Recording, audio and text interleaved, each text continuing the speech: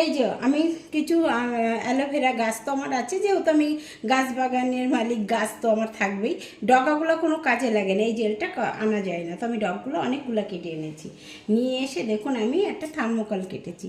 কেটে যেহেতু থার্মোকলটা দাহ্য বস্তু ধরে যাবে, তো আমি সেই অ্যালোভেরাটা ইউজ করেছি। এইটা কিন্তু সমুদ্রে, গঙ্গায় সব জায়গায় করা যেতে পারে। আমি ছোট জলে করে আপনাদের দেখাচ্ছি। আমি এই যে করেছি কতগুলি, যেহেতু অনেকটা লং হয়ে যাবে ভিডিওটা, সেই কারণে আমি সরু একটা একদম সরু নিয়েছি, আর একটু মোটা নিয়েছি। এর থেকেও মোটা নেওয়া যাবে যদি আমরা থার্মোকলটা মোটা নিই।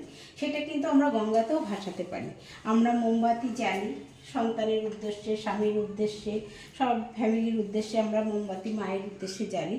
তবে আমরা কিন্তু গঙ্গায় যেয়েও কিন্তু এরকম জ্বালতে পারি, একদম সরু, যে যেরকম সরু মোটা। এই যে আমি একটু জলও নিয়েছি।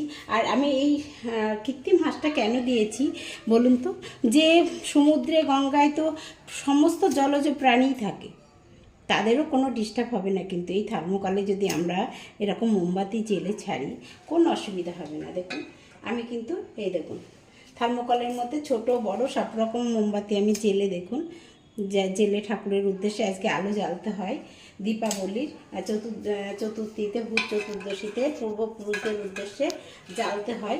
তো আমি দেখুন কিভাবে করেছি সেটাও আপনাদের সঙ্গে শেয়ার করলাম। এবং ছোট বড় সব রকম মোমবাতি আপনারা ইউজ করতে পারেন। এর থেকে বড় বড় মোমবাতি, বড় বড় থার্মোকল, বড় বড় অ্যালোভেরা, মোটা মোটা অ্যালোভেরা দিয়ে বড় বড় মোমবাতিও আপনারা জলে ভাসাতে পারেন। দেখুন দিব্যি আমার জলে ভাসছে, এই দেখুন।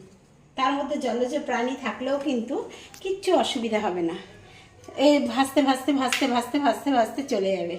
দেখুন এটা যদি আমরা সমুদ্রে জ্বালি বা সাগরে জ্বালি বা নদীতে জ্বালি, গঙ্গায় জ্বালি, কোনো অসুবিধা নেই, দিব্যি মোমবাতি জ্বলবে আর ভাসবেও। মোমবাতি কিন্তু ভাসমান করাটা, এটা আমি জানি না, আমার ইউনিক, আমার মনে হলো এটা আমি করলাম, তো আপনাদের আমি ঘরে বসেই দেখালাম।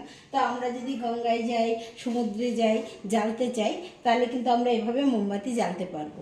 আর আজকের দিনে দীপ জ্বালতে হয়, ঘিয়ের বাতি। তো আমি দেখুন এই যে প্রদীপগুলো জল দিয়েছি, আগেই একটু দেখিয়েছি। আর এইবার দেখুন আমি শুধু জাস্ট একটু ঘি দিচ্ছি, শুধু জলে, এই দেখুন শুকনো পোলতে, তার উপরে আমি একটু ঘি দিচ্ছি, অল্প একটু ঘি ব্যবহার করছি। দেখুন জাস্ট সামান্য একটু ঘি ব্যবহার করছি, একটু করে ঘি দিচ্ছি। ঘি দিয়ে দেখুন আমি এবার প্রদীপগুলা জেলে দেব জলের মধ্যে। এও ছোট ছোট প্রদীপ, ছোট ছোট সলতে করে করে দিয়েছি। ওই শোলাই থার্মোকলই ব্যবহার করেছি। এই যে ভাসছে দেখুন, এই প্রদীপের মধ্যেও ভাসছে।